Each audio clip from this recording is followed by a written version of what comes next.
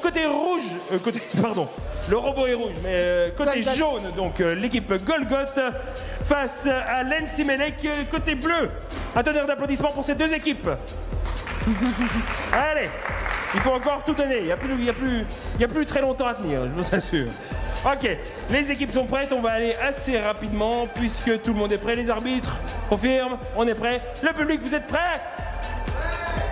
Ok, à part lui, vous êtes prêts? Ok, ça fait pas beaucoup plus de bruit. Tous ensemble, 5, 4, 3, 2, 1, c'est parti.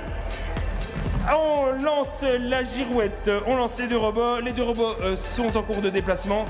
Alors, oui, je viens de voir l'arbitre recaler la girouette. C'est quand c'est pas vraiment... ok, Ah, on fait des petits détails. Le Ah, phare oui. s'est actionné. Ah, il est joli. Effectivement, Vraiment un très très, chouette très phare. beau- Oula, très, très par beau contre... Ah, il ça va, arrive à ça se... va. à Et- se- ouais, ouais. Il bouge plus, ça va. Avec Du des côté actions. Golgoth, on est en train de récupérer encore quelques bouées au centre donc de la table. On va lentement mais sûrement récupérer le plus de points possible.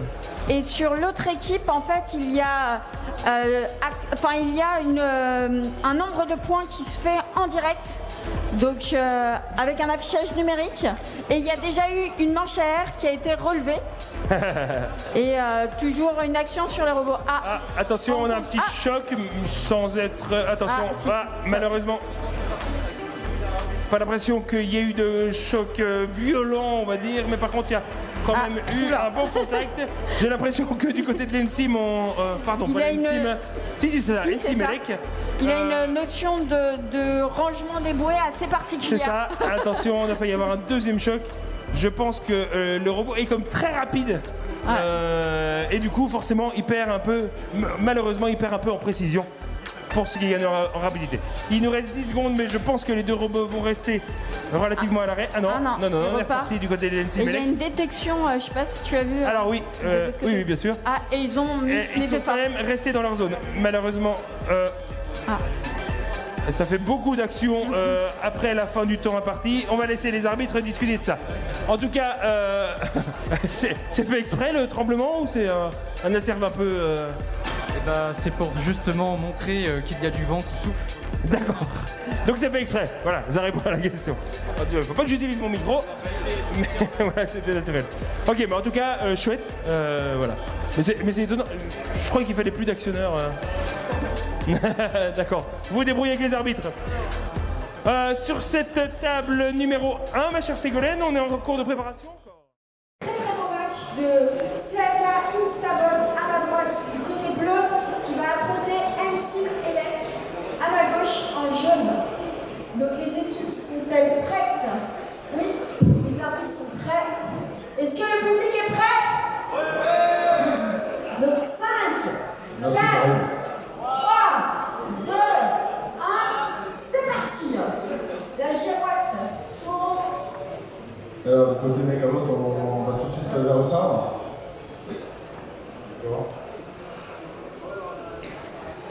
Du côté Mécadome, à nouveau, on va beaucoup cette année. À niveau des Mécadome, Oui, alors on l'utilise chaque année pour pouvoir se déplacer. On trouve ça plus à l'aise. Au lieu d'effectuer les rotations, on laisse le robot toujours en porte. vous recaler régulièrement sur les. Oui, nous sommes obligés parce que sinon on peut se désaxer. Parce que c'est des roues qui dérapent, donc les gens se changent, on va les faire. Exactement. Et là, il est en train de prendre une photo de la roue centrale. D'accord. On préparait le retour au port. Et de l'autre côté, donc chez Ensimelec, j'ai l'impression qu'ils ont positionné du coup un appareil pour pouvoir détecter peut-être le retour à glace, je sais pas. Pour détecter la girouette. Ensimelec, est-ce que vous pouvez m'expliquer un petit peu le système que vous avez utilisé pour détecter la girouette, c'est ça? Vous avez mis en face? Alors, c'est une Raspberry Pi qui est connectée du coup avec une grille caméra. Et en fait, avec le LED CD, on analyse la les givrés pour savoir si on est dans le nord. D'accord, c'est tout. Et en fait, il fallait tirer chaque match pour ça va qualifier sur. D'accord, Donc les arbitres sont maintenant prêts. Les équipes, préparez votre tirette. Et je pense qu'on peut commencer le match. 5, 4, 3, 2, 1, go! Alors, la girouette est lancée, les deux robots aussi. Ok. Alors, du côté bleu de MC Melek, tout se passe bien pour l'instant? Ça va, on va valider le phare déjà, voilà. Avec un beau détecteur de contact, hein. Bien large, pas trop sélectif, quoi. Ouais, Pour être sûr que ça déclenche à tous les coups, quoi. exactement.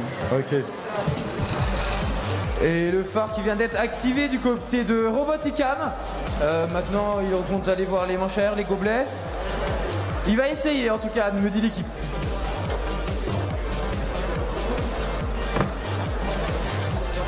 Ok, là aussi les deux manchères du côté bleu sont validées, sont bien verticales.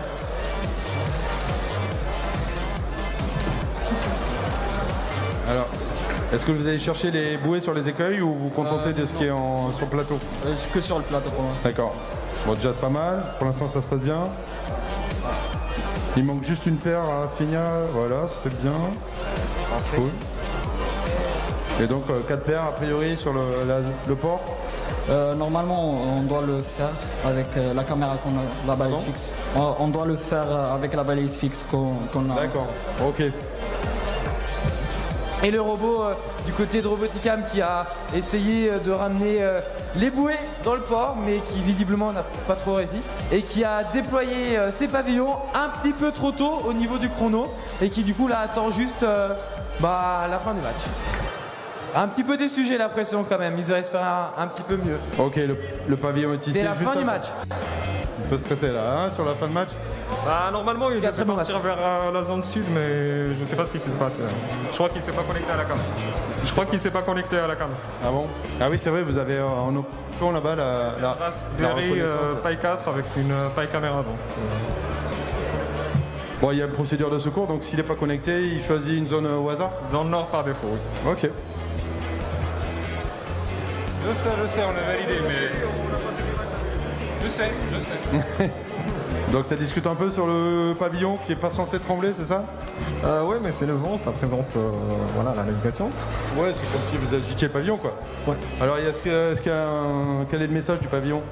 Ouais. Quel est le codec du pavillon? Alors, au début, c'était LM pour représenter le nom de notre ville, mais ça a changé à la dernière minute. Ok, ben merci et bravo pour ce match. En attendant, on a reçu les résultats de la table 1, où il y avait NI2R qui a eu 54 points contre SIA System avec 27 points. Bon, on a bien compris que cette année, ça sera, on les mangera dans nos coins, les saucisses, mais en tout cas, on se donne rendez-vous en mai pour le prochain, hein. Ça c'est certain. Sans faute.